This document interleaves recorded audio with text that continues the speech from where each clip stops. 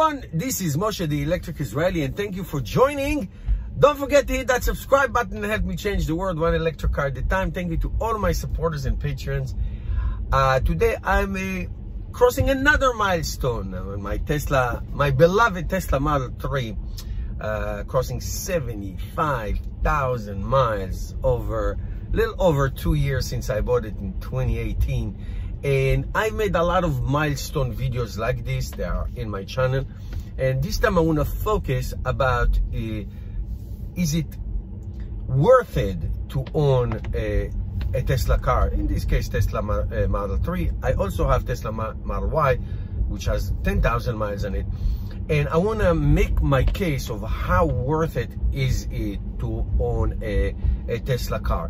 And I think the number one, if I had to choose one thing, why is it so worth it to own a Tesla car, is because of something that only Tesla does so far, and that is the software update. I feel, and I know it's not just a feeling, it's actual, that owning a Tesla car, it's like owning a new car almost every month.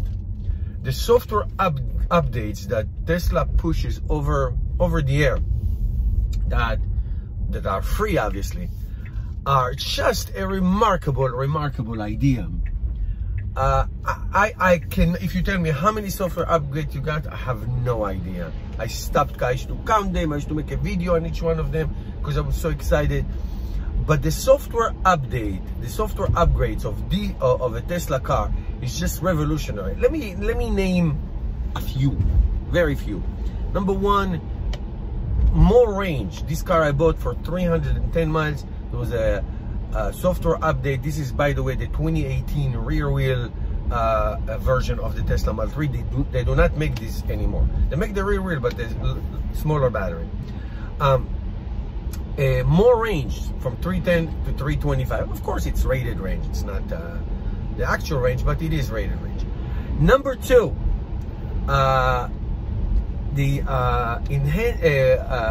enhanced autopilot. So when I bought it, I bought the enhanced autopilot with it, but then it was like a big software upgrade when they made it the navigate on autopilot, the smart summon enhancement, and of course the lane change and all that. That is like, I mean, I can't get over it even until today, how incredible this software update was. A sensory mode, okay, like basically your alarm system. Adding the ability to put a USB in the car and record what's going on while you're driving and while your car is parked. All the infotainment capabilities. Now, I am an amateur musician, so everything having to do with music is great. So there are so many, again, I cannot even remember them, but these, a few that I mentioned, these are the big ones. Version software 10, there's a version software 11 coming soon. These things are monumental. It's like you owning a new car. You own a new car. Now, there's nothing I can do, for example, about the door handles and how they open and the inside. I don't like it, but whatever, you get used to it. Nobody can figure it out. But that's, once you get used to it, it's no big deal. You know, it's no big deal. But anything having to do with safety, like the blind spots that they put, the alert when you when you drive over the lines on the shoulders or in the middle, that the car alerts itself, alerts you and actually push you back to the center. All these things are absolutely incredible additions to your car.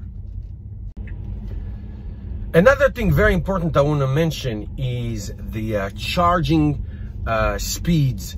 When you take this car on the highway, long range driving, which I do so much, and I took it to thousands and thousands of miles road trips. The supercharging speed in this car is great. You know, the level 2 is 150 kilowatt and the level 3 now is 250 kilowatt. Now don't discount that. That's a very important factor. You know, when you take a road trip, the least amount of time you wait in a supercharger, the better.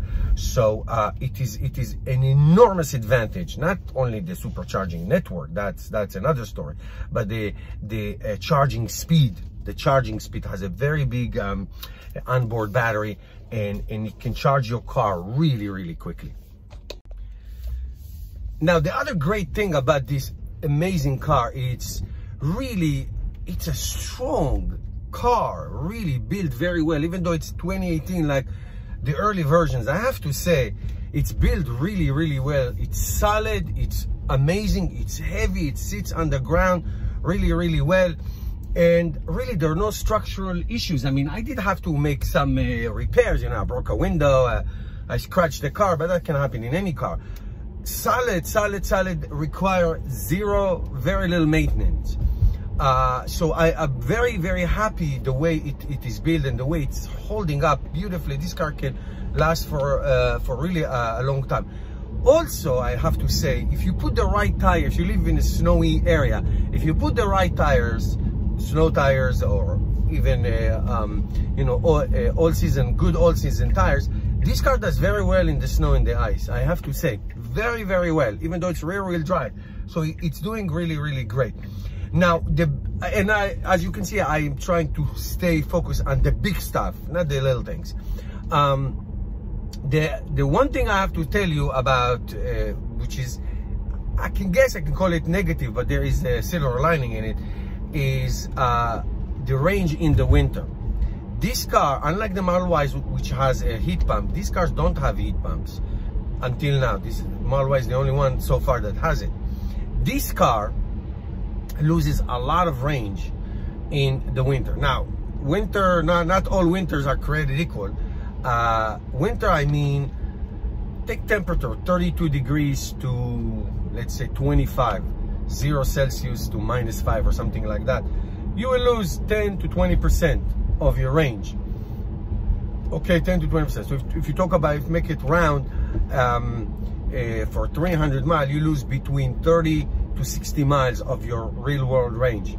Now, when it gets colder than that, let's say now we're talking about 0 Fahrenheit or -10 or 15 Celsius, now you're talking about 40% range loss, or even more. And that's when in many of my videos, I always recommend, if you can afford it, if you ask me more range or full self-drive, I'll take more range. The bigger the battery, the more buffer you have. I took this car on many bitter cold winter long trips, okay? And because it has such a big battery, it did very well, and it got me safely from one place to the other, no problem whatsoever. Understand? So it is a minus, but the plus is because it has a big battery. You know, look, think about your average gasoline car. In the winter, the miles per gallon are significantly less than in the summer. It takes a lot of energy to heat this joint. Okay, so that's why the heat pump in the Model Y and in future Model 3s is so incredibly game changer in terms of efficiency, watt-hour per mile, which basically results in real world range. That's what you care about. The technical stuff, it's not important. What you get in real world miles, that's what you want to know. The range, the absolute range. So in terms of battery degradation, you know, I charge it 30 to 80%, 85% all the time. If I need to charge it all the way, you know, you can get solid in the summer, depending on where, you can get 270, 280 miles. If you drive, you know, normal driving, 260 even, depending. So I don't see any battery degradation. Even if I have, it's very, very minimal. So this is a great car. It's a great car, and of course they always get better and better. And that's what Tesla does. Even the car that you own gets better, and new cars gets better all the time. So it's fantastic. I love it. I highly recommend it. You know, it's maybe it's a good thing if you can't afford the brand new one. You know, always there's so many used one that you can find. Buy it only from Tesla, so you get all the warranties that needed. But I have to say, even the used one, they're not that cheap. It holds the value very, very well. So that's that. Put some questions below. Thank you guys for watching. See you tomorrow.